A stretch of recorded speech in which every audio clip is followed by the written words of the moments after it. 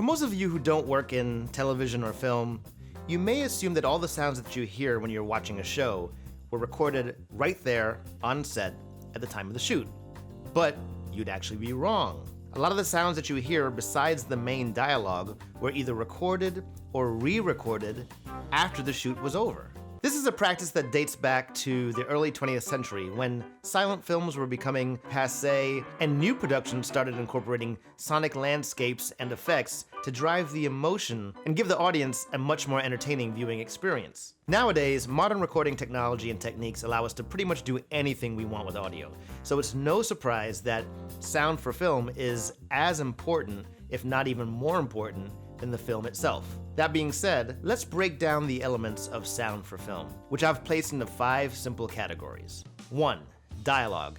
Dialogue, pretty self-explanatory. It's the conversation or the verbal communication between 2 or more actors in a film. It is arguably the most important element of the film because it definitely drives the storyline and the plot. Most dialogue is recorded on set, but there are times when it has to be recorded after the fact in a process known as ADR, Automated Dialogue Replacement, which involves an actor looking at a screen and re-recording dialogue to replace what was originally recorded. Now, there are a few reasons why you would need ADR. One reason would be to fix dialogue that either doesn't sound very good or maybe there was a noise in the background. 2, if there were any dialogue changes made after the film was shot, that dialogue would have to be re-recorded. And 3, there are creative uses for re-recording audio, such as assigning a totally different voice to a character. Ambient or background sound. Ambient or background sound is the inherent sound of the place or location you're recording in, be it outside in the woods, down in a basement, or pretty much wherever your shoot's taking place. This sound is extremely important in maintaining consistency for certain films, and it's a pretty common practice to shoot just the ambient or background sound without dialogue, just in case you need to recreate or reshoot a particular scene. 3. Sound effects. Sound effects are sounds that are normally not very easily reproduced, like military sounds in a war scene, or the sounds of a crowd at a sporting event.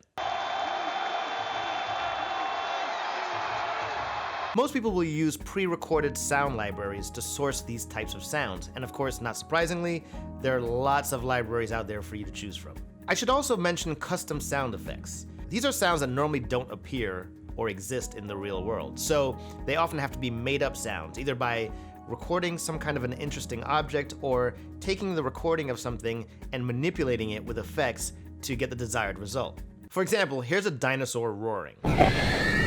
Now, unless reincarnation is real, it's doubtful that any human has actually heard a dinosaur in person. We have to speculate as to what they would sound like. So for this example, I took the roar of a leopard and I manipulated it with effects and Pro Tools, and I tweaked it so that it would sound like what I envision a dinosaur would sound like. 4. Foley.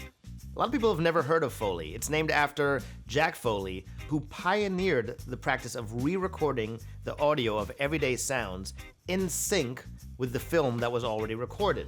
The 3 most common Foley categories are footsteps, cloth and fabric sounds, and props, which pretty much covers any item that you could think of that you would come across in everyday life. If you've ever watched a scary movie where a bad guy is walking deliberately and you see his feet moving and you hear those ominous steps, it's almost certain that those steps were recorded as Foley after the fact. Foley recordings are done by talented artists who work on a soundstage with lots of props and really good microphones, and they record everyday sounds in sync with what they're watching on the screen.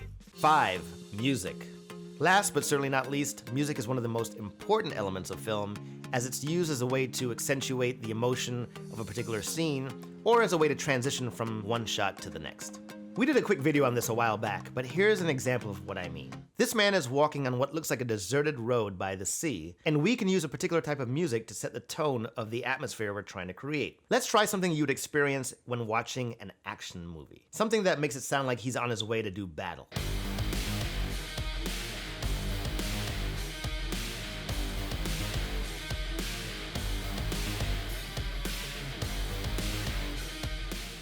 All right, let's approach things totally differently with a more uplifting soundtrack, giving you the sense that this guy is on a journey to something positive.